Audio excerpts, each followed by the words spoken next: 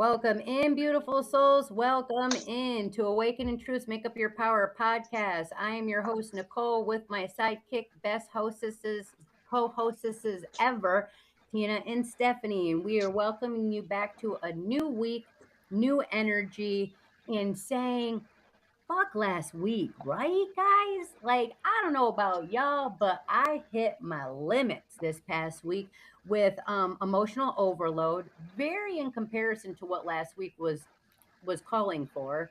But with that, I think there was a lot of reality checks. Look, 1044, that were coming to the surface, though we couldn't necessarily see what they were for. I think there was a lot of opportunity for empowerment and to see what is distracting me or what am I allowing myself to be distracted by. Because usually when distractions come up, from what I'm gathering, usually there's something really big on the men that's about to happen for you. So distractions will kind of come up to pull you away from what you're inevitably trying to focus on. So where are you distracted? And what needs more focus is kind of the energy I'd like to talk about for this week. We've got a beautiful conjunction happening on Heather's birthday tomorrow with Jupiter and Venus, and like just talking about it going into Cancer, like it just gets my feels all good. Today, the moon is in Pisces, and as a Pisces moon, I'm feeling a lot. So, with that, it's going to come a lot during this episode, possibly too. But our theme for today is what is emotional safety? Right? What emotional safety actually feels like. So we're kind of talking about emotional safety and relationships. Is kind of our theme. And I think with the energies of this week, it's kind of on par because there's a lot of emotional healing coming up to the surface. With this energy, there's a lot of expansion you have with Jupiter, but you also have the surprise, you have the luck that can be more in your favor. And then you've got the Venus harmonious, beautiful relationship, love energy. And so with this conjunction happening in Cancer, with which is like intuition, which is like the mother, there's a lot of room for expansion to happen. However, because there's light and shadow of everything, we also have the shadow dynamics that could be surfacing, whether it's relationships with ourselves, more family or home oriented, coming up for revisiting to find harmony. In the collective, those themes are really going to be on the rise. And also, with, when we want to talk about the mother, we also want to talk about wounds that could be surfacing of our inner child coming up for healing. And I think last week's aggravations for me did very much that, bring that opportunity forward for me. So, with that, ladies, I kind of just want to intro off to you on when we are talking about emotional safety, what does it actually feel like to you? Sorry to get off mute. I think it feels like I can be myself. Okay. Yeah, I think you feel more grounded and comfortable and confident in the space that you're in. Because if you're if you're in control of your emotions, you're in control of your behaviors. Absolutely. And definitely having a space where you can have that emotional safety, I think is important. Like for me, right before we got onto this recording, I was like a tornado to these two. But I'm grateful that they allow me that space to kind of um, release all of, say, like the micro aggravations or distractions or things that could be coming up to the surface that can create emotional instability. Yeah, and I think when you think about emotional safety and you start to talk about I'll just say lack of control, it's it's that masquerade of I'm fine. I don't need anything. You get that defensive, like, I got this. I'll handle it myself. Go do what you're doing. I got this. And I think a lot of us allow that masquerade to take over our emotional safety space, and that's kind of where I think we could create our own chaos. Oh, absolutely. I feel like you took words right out, your examples were taken right out of my mouth right before we got on here. But it's important though to reflect on that and to see that, because nervous system regulating is everything. Taking a beat is important. So then that way, also too, where are we allowing our emotions to be released safely? Because if our environments don't have the capacity to hold that space, then that can create a lot of nervous system dysregulation and a lot of instability on how we are expressing those vulnerabilities. Because yes, I very much was like, this is a shit show over here, but I got it. I'll be fine. I'll work out. I'm taking care of it. And Tina's so right. That's exactly what I was trying to do. I was almost trying to be like, problems, it'll get figured out. It's a stackable, it's an accumulation of things that becomes overwhelming. But if we're not using our spaces to open up, then moments like this can become more prevalent and start to lead in how we decide. Because in all honesty, I felt called to reach out to Tina on Saturday when I was kind of getting in, and I texted her a little bit, but I didn't allow myself maybe to kind of really have that moment to kind of unleash, because I was like, I would just talk about it Monday. And then Monday came and I was all busy and backed up. So I like to use real life experience, real lived in experience to kind of relate in this show of what we're talking about, because it's very, very relatable. Like, what's the difference between, like Tina was saying, what do we not have control of? And what are we attaching ourselves to that might be wounds resurfacing like a band aid just waiting in the corner? A scab, like a Yeah, scab just waiting in the corner to be picked at. yeah, and I think that, with all of the things that we've been talking about over the last couple of months, especially tools and ways for people to practice changing their own narrative, their own behaviors, their patterns, recognizing things, it control control will creep in, but it's not necessarily a bad thing. It's not something that you should beat yourself up over. It's actually your nervous system trying to prevent you from feeling pain. So when that control creeps in and you get that defensive side of you, it's not necessarily because you're not managing a situation right. It's because your nervous system is trying to prevent you from actually getting hurt from that particular situation. But the other side of that is you still need to understand what the situation was, why it was a trigger, why your nervous system kicked in, and then how do you manage that. So I don't want people to get confused about if they feel like they've lost control and their anxiety kicks in. That's just a normal fight or flight response. And you're not doing anything wrong, but that allows you the opportunity to sit back and take some accountability and reflect and say, why did I react that way? Usually out of an insecurity that was kind of surfacing. Nicole, I want to go back. Go ahead. Nicole, I want to go back to how you were talking about all the stuff going on, and you're like, nope, I got it. And for me in the past, I was in a lot of relationships where I did everything because they just either couldn't do it, wouldn't do it, whatever. And now being in relationships where I have that helpful partner, in the beginning it was still just, I got it. Nope, I got it. I'm going to do it. I don't need anybody. So letting myself feel safe enough to let that person in and let them do those things for me, and knowing that I don't have to be the one that always has to do everything. It's also building trust. It's not coming to you right away. So as you start to allow them to creep in to help you and support you, then you start to build that trust and you realize, oh, okay, they got me. Mm-hmm. Micro adjustments. Yep.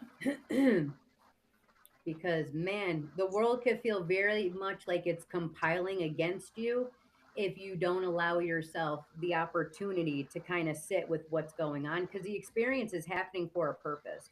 Patterns, cycles, they will repeat and they will show up. And when we can see these patterns and these cycles, then we can gain a little bit more control in a healthy way when it shows up again of how to handle it. And I guess when I was kind of resorting, saying like, I got it, is because in certain aspects, I do see what's clearly kind of going on and unfolding, but there's still that inner child part of me, the wound part, that is feeling that needs to be tended to. That's it. The old wounded part, inner child me, just needs a little tending to, and not just like I got it, but it's okay. And acknowledging no matter what that wound is, that it doesn't have to lead your life. And with nervous system regulating and having that emotional safety, it's pivotal. I know that for me on my journey, it was very important for me to start. Is that a waterfall? Rain. Oh, it's going to rain. And see, rain is emotions flowing. We can hear Stephanie's storm There that it she's going to goes. be bringing over here. Don't bring that storm over here into Michigan until later. My husband's on a roof right now. Oh, we just lost. Yeah. Um, She's like, Nicole, stop yapping. No, I'm just kidding.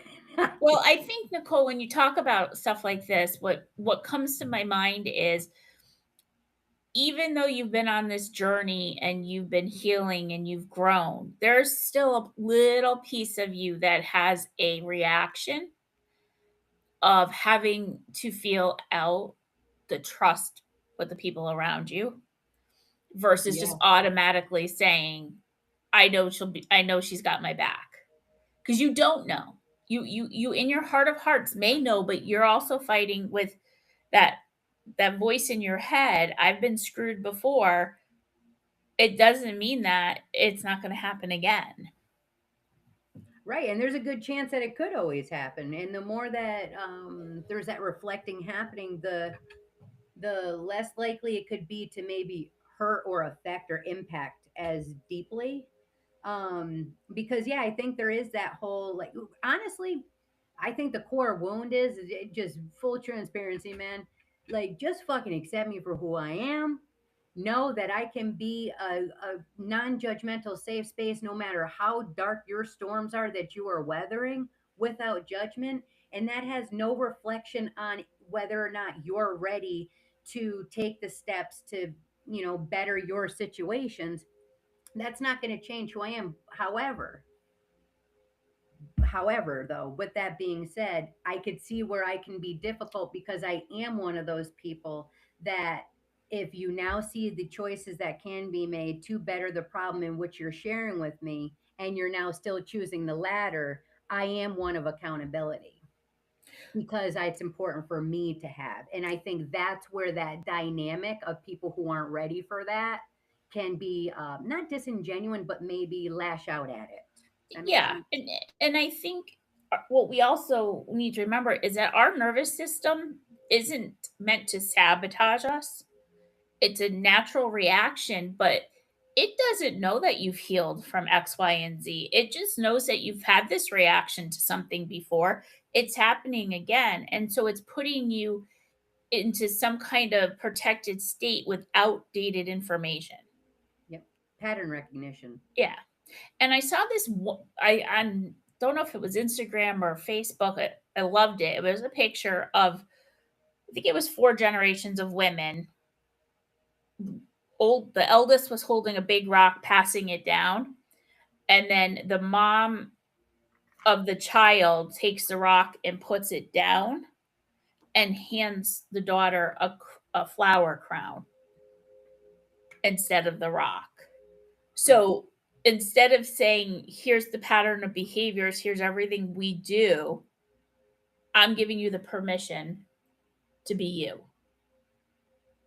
And I looked at that so many times yesterday, and I was just like, that is such a great image of showing people just that rock that they're carrying. Yeah. Carries down. And a lot of my clients, we talk about, what is this big boulder that stands in your way? Mm-hmm. And how do you chip away at it, or how do you get around it? Well, or how is it working for you? A lot of the times, if we're holding on to that boulder one way or the other, it's because we think that it is serving us. So Yeah. when it starts to not serve us anymore, that's when we can become uncomfortable and start being like almost like a switch. Well, Like that's this. why I ask, name it. Name that boulder. Don't just look at it as a past experience. I want to know what the name is. Is it fear? Is it anxiety? Is it excitement? If it's excitement, then let's figure out how to be able to move it forward. If it's fear, let's figure out how to move past it. Absolutely. Steph, welcome back. You guys got a tornado over there? What's going on? You got a storm? Oh, your mic's off. I would not want to be in a camper in a tornado, Stephanie. You got to turn your mic on.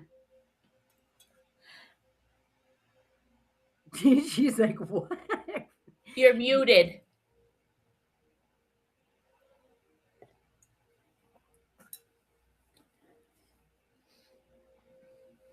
Can't hear her.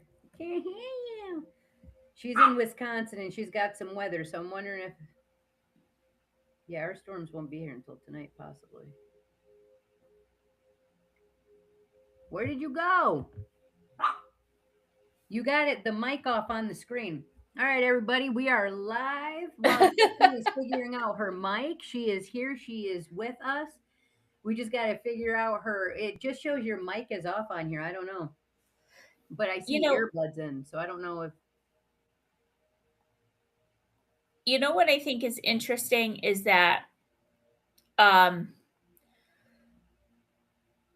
was my head going with this thought? That people unconsciously recreate emotional patterns from childhood experiences, not because they want to suffer or feel that pain, but because they want the predictability. So a lot of people get stuck in those patterns because they'd rather know the outcome versus what could change if I do this differently.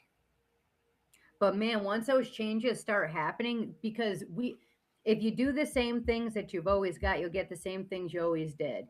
Right. And Tony Robbins, a lot of mentors out there speak very, very highly on doing the uncomfortable thing, because that's where the confidence will come after. It doesn't come before, it comes after. If life is not uncomfortable, you're doing something wrong. You're avoiding something. If Right? life's not uncomfortable, then you're avoiding something. Yeah, if you're just living in this comfortable state, there's something that just makes me go, huh, okay. When was the last time you changed the pair of shoes you wear? Like it's just interesting when I hear people say that. Yeah, because you can't possibly be living from your authentic truth. When I wanted to touch on when you mentioned the boulder, what came to me as you were talking and the visual I was getting was as if the generation of woman was carrying down the boulder, meaning the weight that they carried.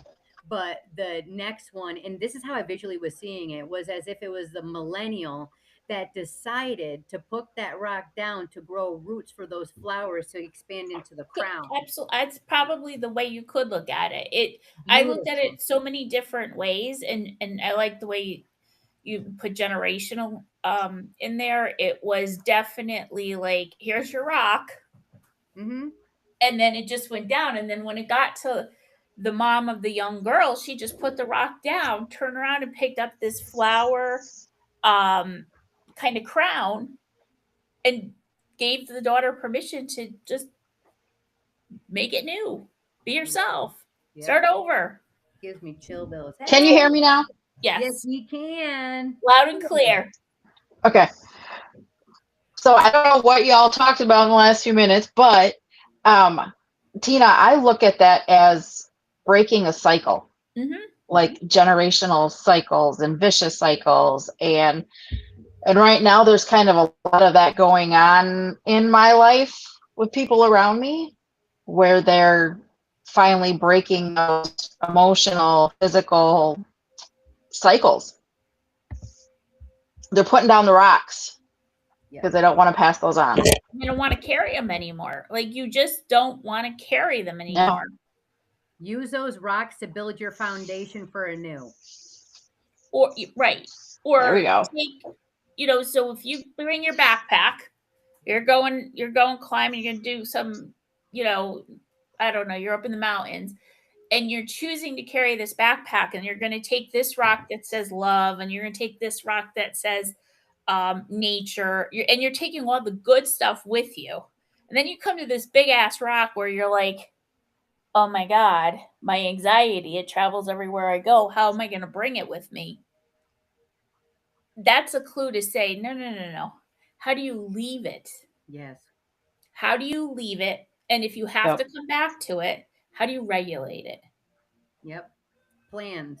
Yeah. Having plans for everything, I don't mean this in a way of like having to have it all worked out, but it's kind of one of those things like if you are going out into a weather that changes all the time, right?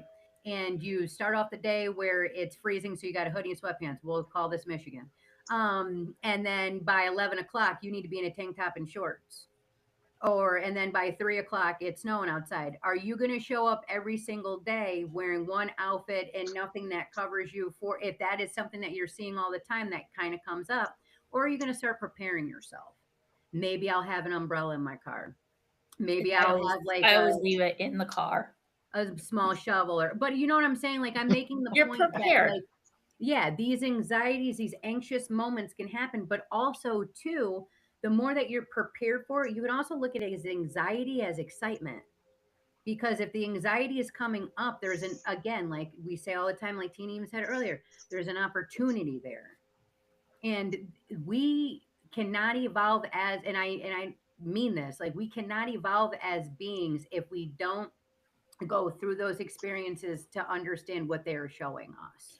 Because And that's what they're for. emotional safety really is not external validation. It's not looking around to validate who's coming with you for the ride because you might have that pegged wrong. It's internal regulation. It's all about how you are going to react to it. So when people say be the bigger person, Tina, walk away. That to me is where I have to be more comfortable with saying, you're right. Don't let it get to me. They're jerks. They've done this before. It's like that conversation we had last week about me walking into a room and like just feeling it out. Like, where am I going to sit? Because I am not going to allow myself to get into a situation where I'm going to be uncomfortable or get pissy. When I get pissy, I get angry and it doesn't come out well. And removing yourself is exactly what you might need to do. Right. Because if you go into like last week's experience, when we're talking about this, last week's experience, I knew I was going into a situation that I was going to need to be in pretty much survival mode. And I knew this experience was coming. It comes every single time whenever this certain family members come around of my husband's. It's always been it. You know, this time I called it out. I knew it for what it was. I pre-planned. I let my husband know that it was going to happen. My son knew, like we all knew. So as soon as we get into the situation and it starts to unravel, I'm sitting there calm as a cucumber because I'm like, this is expected. This is what you do. But the emotional safety that I had was in the knowing this is what's going to come of it. It's just going to expose itself. And the less talking that I do, the more it's going to. So a lot of the times, emotional safety for me can look like talking less because I'm in a place, it must be this Uranus and Gemini energy, bro, where I am done over explaining myself. I know who the fuck I am. Sober, not sober, fucking angry, sad. I know how I show up to people, and that's just what it is. But the emotional safety part of it is that the wound wasn't getting hit in that moment because I knew I had that plan. I had that understanding that this comes without saying all the time. But what was different is the people in my environment that because we talked about it prior to of what could happen and unfold, they showed up. They used their words to stop the situation from moving any further. And it's kind of beautiful when you start to rally the people around you that are actually supportive of you. And you can only really have that by separating yourself from the people that you are iffy or on the fence with. If you have anybody that you keep constantly feeling on the fence with and you've had conversations and it still happens, then maybe you need to withdraw yourself um, to start to find that safety and that emotional awareness within yourself. Does that make sense? It does. So let's divide that up into two types of people. You have safe people and you have familiar people.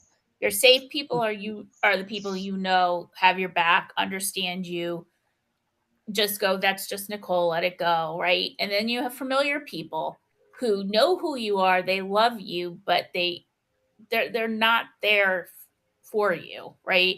So safe people don't require you to shrink or perform or earn your worth. Familiar people may love you with everything that they've got, but they still love to activate old wounds. Yes. They love it because they know Mhm. you and they know how to shut you down. They take that voice away from you. Yeah, you're completely right. But what was great though is that this time around, that voice for me, by not talking, I feel like spoke even more volumes because the words that I did speak were very intentional Yep, and expose it for exactly. who it was. Like, here's a girl. This is how freaking ridiculous, how funny. Guys, you listen, comment down below. Like, for real. Who the hell says I will pay you to control your wife? I'll pay you to what? Control your wife. Oh. Anybody out there? Who the fuck would say that? Like, where are we at right here? Somebody, All because I put a boundary down. somebody who really is not confident with themselves and really just wants to see someone else suffer. That's sad. Yeah, especially when I've only been nothing but an open heart, but I put a boundary down, guys. And that's the thing with the people pleasing versus the honoring yourself. What we've talked about in episodes past is that for a long time, these situations and experiences were allowed to happen because it was like always brushed off, always like, oh, it's fine. It's just who they are. It's not a big deal. But then you get to a point on your journey of healing where you're like, you know what? It is a deal because I've done this tremendous, remarkable amount of work. I show up every time, but I get shit every time, no matter what. There's always going to be something kind of a thing. And then I realize in their world, that means that nothing is ever enough for them. And they are just by a set of rules and let's just the rules of I'm not going to of old structures that the masculine patriarchal kind of divide is at. I'm very much matriarchal, so I can tend to clash with those that they think matriarchal times means taking out the getting back to patriarchal times, and it's not true. And I think that was something that exposed themselves in that dynamic. But the safety came in with me knowing I had support systems around me and that yes, I was getting around familiar people, which I do believe have cares for me, but I also believe that they have their own things to face. And I also think that you're right. For a while, it's good to poke and try to antagonize the insecure people. But once they become more secure, then the bite happens. And then it's like, well, what'd you do that for? Well, and when you were talking about shadows earlier, I wanted to chime in, but when you think about the light, it's that emotional awareness. You're noticing your patterns sooner. You're listening to your body. You're honoring your truth, right? So you probably had a level of emotional awareness going into a situation where you felt like I have the tools to handle this. When you think of the shadow, it's seeking safety in dysfunction. And that's where I get stuck sometimes. It's that I gravitate towards the familiar even when it hurts because that's not failure and that's not um poking the bear. For me, that's just I know I'm going to be okay at that table because I'm equipped to lash back. Now, this new world I'm in, I don't want to lash back. So when you walk in and you say, well, I'm just going to seek safety within the dysfunction side of the world, that's something that I'm working on. And then growth is just learning secure connections. It's just knowing, oh, I see somebody over there. That's where I'm going. It's usually the one sitting by themselves at a table full of a bunch of people who aren't sitting with them that I go and I sit with because that's probably the same person going through the same exact thing in their head as I am right now. More than likely. If I sit with you, are you crazy?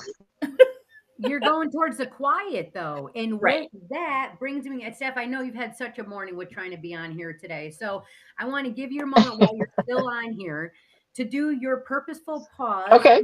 Share any insights that you have that you wanted to share along the way that you got booted out for so far. I don't even know where the whole conversation went. So, but this week's topic is really hitting me because of my my past relationships and they weren't safe for me or my kids. And so this is really resonating with me. Unfortunately, I've been in and off, off and on today. So hopefully next on Wednesday I'll be able to maybe contribute a little bit more. But so for my pause before I get booted off again,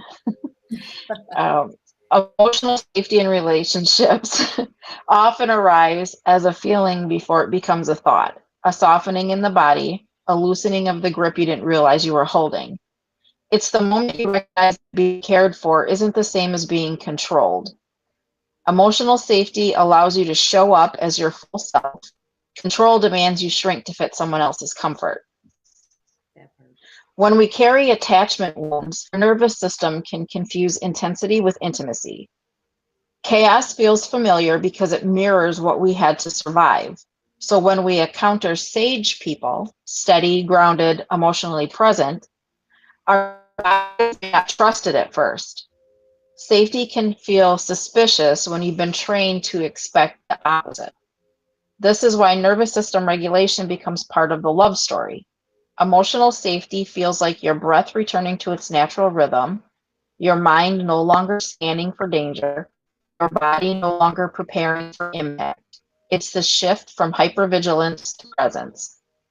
And reparenting self is the practice that makes this possible. It's choosing to offer yourself the steadiness you once had to earn. It's learning to stay with the discomfort of healthy connection long enough for it to become your new normal. It's replacing the internalized chaos with an inner voice that is patient, attuned, and trustworthy. Emotional safety in relationships feels like this. You can stay, you can breathe, you can be.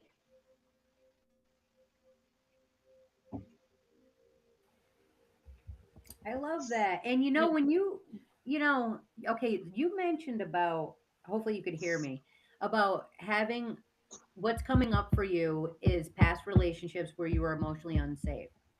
Like, I don't, if you don't want to touch on this, we don't have to. Did a certain situation transpire last week that brought that up for you?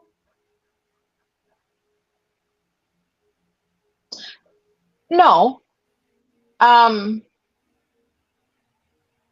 it's just, I just know that the past relationships I were in were unsafe. Just this topic itself is just bringing up, Awareness. I mean, not bringing up anything, just reminding me of where I was, Yep. where I was in relationships, and where I am now. And so it's not like this is like an emotionally bringing me down topic. It's just a topic that I really resonate with because of everything I've been through. Yeah. Right. Yeah, you have a lot of education to support it. It's the growth. It's that personal Yeah. experience that she's kind of like taking in, and instead of like she said, I'm not saying too much about what you're talking about because I'm taking it in because I've been through this and now it's starting to resonate. So listening to these words are connecting the dots and making Stephanie feel like, oh, you probably validated a little bit, right, Steph? I would imagine. Yeah. Oh yeah. I mean, so there's this memory that shows up on my timeline every year on Facebook, of a point where the kids and I were kind of it was a bad space. But we look back at it and we laugh now. It was, I was leaving an ex because he pretty much was a perv, and he didn't like it, and he was doing things. He was piling snow behind my van, so I couldn't leave. Me and the kids went out and cleaned it up, and he had the Bobcat or whatever, and he was pretending to dump snow. He was going to dump the snow on our head. out of the bucket. We just laughed. He locked the refrigerator door, so we couldn't get eggs out of the refrigerator because we had chickens. And so I was just posting these things and just laughing about it. We were laughing because and now I repost it, and it's like just looking at where I was, and I can laugh at it now. It was just, him being stupid and immature, which is what he was. But now it's like, I am so far away from that type of relationship now. And, in such a better place. The kids are in such a better place. I mean, they're adults now, but, it's just, we can look back at it and see how far we've come, and just the ridiculousness that, we were putting up with at that point. I mean, there are some relationships in my past that are worse.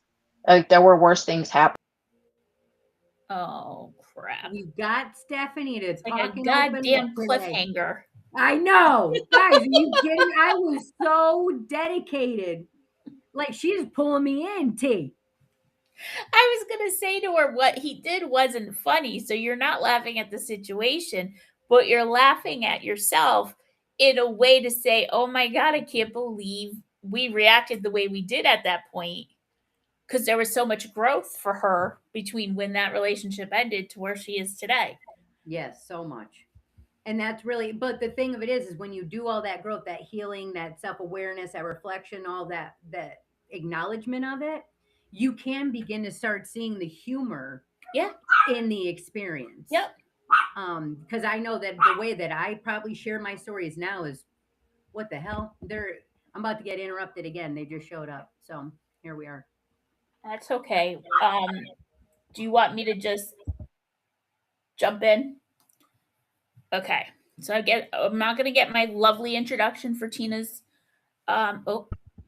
Tina's reflection time. There we go. See, I love it.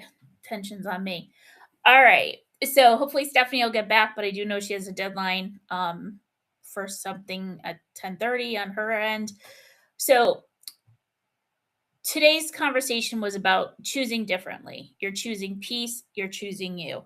You've spent this time exploring what emotional safety feels like, not as an idea, but as a lived experience. And now as we close, I want to invite you into a truth that often arrives very quietly. Safety is not something you earn. It's something you remember. It's the moment your shoulders drop without asking, the moment your breath deepens on its own, and the moment your inner world feels like a place you can actually return to. Emotional safety isn't loud, it doesn't demand, and it doesn't rush. It simply says you don't have to brace yourself right here. As you step back into your day, notice where your body feels a little more open, a little more honest, a little more like itself. That's your inner safety returning home. And notice too where you still tighten, shrink, or over-explain, not as judgment, but as information. These are the places that are asking for compassion, boundaries, and gentler pacing. You are allowed to choose what supports your peace. You are allowed to outgrow what felt familiar. You are allowed to build a life where your nervous system can finally exhale. Emotional safety is not a luxury. It's the foundation for everything you're becoming. So take one more breath, let it anchor you in your truth, in softness, and in the quiet knowing that you are worthy of feeling safe in your heart, in your body, in your life. And you've already started your journey and you're on your way. Yes. Guys, oh my God. Stephanie is letting me know that she's going to be getting a Starlink. So she hopes that helps in the future. But it's okay if we leave you guys on a cliffhanger. So maybe when we come back on Wednesday, we can maybe continue further and dive a little bit deeper, because come Wednesday, we're actually talking about the mother wound and emotional identity is what we're going to kind of go into. And who doesn't have one? You know what I'm saying? So the conversation's going to be interesting. It's going to again, moving into Cancer season at the end of this month, and the planets are all moving into it. We have Mercury that's going to that I believe is in Cancer now, going to be going retrograde. Retrograde season is coming upon us right now, and retrogrades mean a lot of internal shifting of the way that we might have emotionally showed up with experiences, things that how we show up, how others have showed up. So a lot of room for growth. But for this week, guys, try to remain open and allowing emotional emotions and stuff to unfold. One, two, three, moving forward energy. Um, because there is a lot of room for like to really be supported and comforted, even if the experiences may feel difficult. The energy is really embracing you at this time through to kind of help you through it. And again, that what does that support system look like for you? Because that's going to be important. And who's familiar versus who's supportive, like Tina said. I love how she said that because it's true. And I got a lot of wake up calls and had to remind Tina that I appreciate her being on the supportive side of things in my life, because it does shift a lot of how these experiences happen, is when we can have people that we can turn to for that to have the emotional release and feel safe around to do so. So whoever that looks like for you, or whoever that might be evolving into, be open to it. But yeah, we'll be back here Wednesday talking about the good old mother wound, and what emotional identity kind of comes to. And this is happening collectively around caregiving and feminine energy. So if your feminine is rising in anger, fear, uh, power, disempowerment, kind of all that's coming up for view. But beautiful souls, as I always say to you, you woke up today. Your soul has so much meaning and purpose on this planet. Just please live it as authentically true to you, not to me, not to Tina, not to anybody else. What's authentically true to you. Love and light, beautiful souls. See you next time. Love and light.